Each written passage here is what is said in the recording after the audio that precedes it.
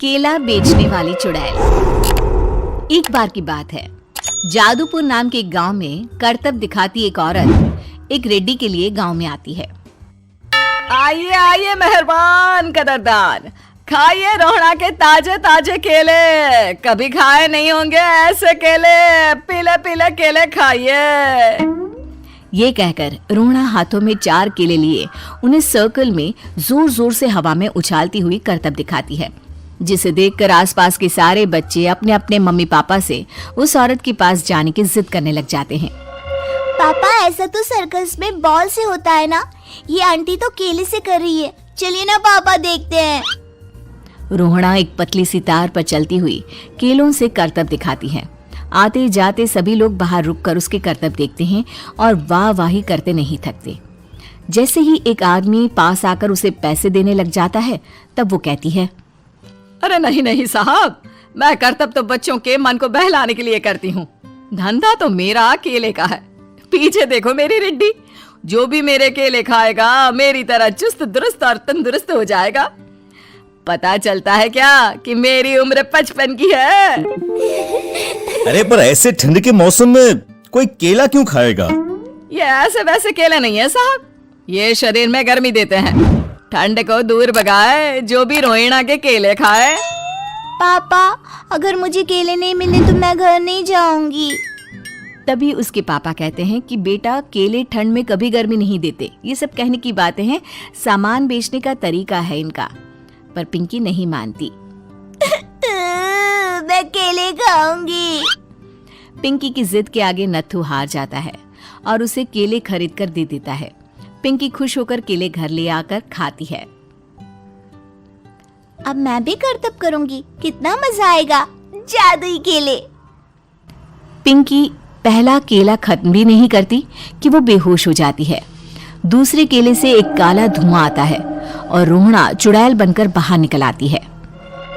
मेरे भूतिया केले बच्चे न खाए, ऐसा हो ही नहीं सकता। जादूपुर वालों, कब तक बचोगे? आ गई हूँ मैं रोहड़ा, जिसका कोई नहीं कर सकता सामना। रोहड़ा पिंकी को गोद में उठाकर काले धुएं में कहीं गायब हो जाती है। शाम के वक्त नत्थू घर लौटता है और पिंकी को घर में ना पाकर उसकी माँ से कहता है, माँ पिंकी कहाँ है? अरे बेटा, उसे तो तू सुबह करतब दिखाने ले गया था ना, फिर कहाँ वापस आए तुम दोनों? मुझे लगा तू उसे अपने साथ मंडी ले गया होगा। हे भगवान, मेरी बच्ची कहाँ गई? मैं उसे घर ही तो छोड़कर गया था माँ। नत्थू गांव के घर कोने में अपनी बेटी को ढूंढता है, पर उसे वो कहीं नहीं मिलती। परेशान होकर आखिर रो रो कर नत्थू हिम्मत हार कर घर लौट आता है। अगली सुबह रोहड़ा फिर से करतब दिखाने आती है और इस बार पिंकी की तरह रोनी केले खरीद लेता है। 50 रुपए दिए थे पापा ने, सारे पैसों के मैंने केले खरीद लिए हैं। अब मैं भी आंटी की तरह ही करतबबाज बन जाऊंगा। यही सोचते हुए रोनी केले खाता है और पहला अकेला केला आधा खत्म भी नहीं करता कि चुड़ैल उसके सामने आ जाती है। मेरे साथ चलने का समय आ गया है रोनी। ये तो बस शुरुआत है। अब इस गांव के सारे बच्चे धीरे धीरे मेरे कब्जे में होंगे, एक बच्चा भी नहीं बचेगा। ये कहकर रोना रोनी को गोद में लेकर काले धुएं में अदृश्य हो जाती है।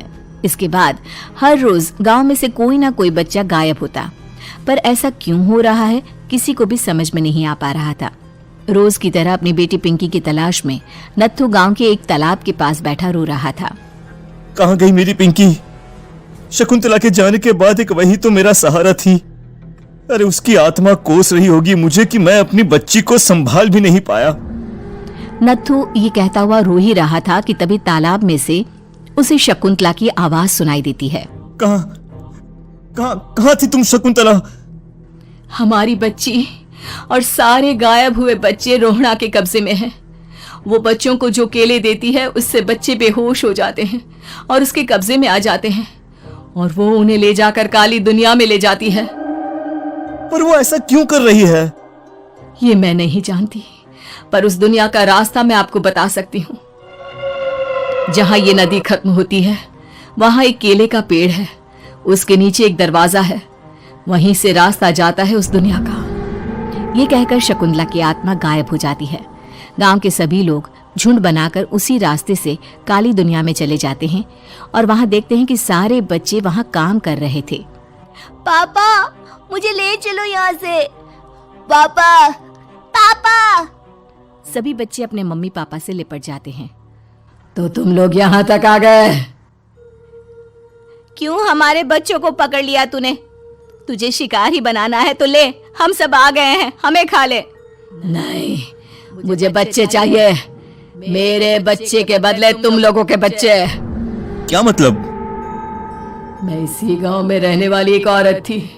केले की चोरी के इल्जाम में मेरे बेटे को गांव वालों ने इतना मारा कि वो मर गया।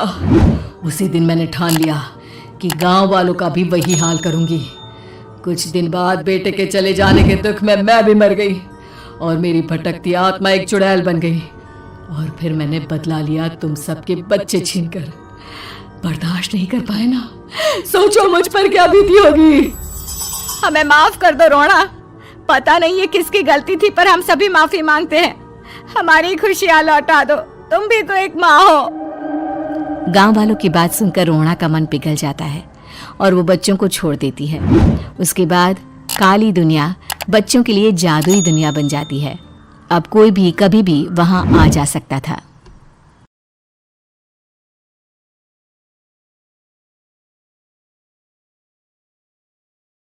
ऐसे ही और वीडियो देखने के लिए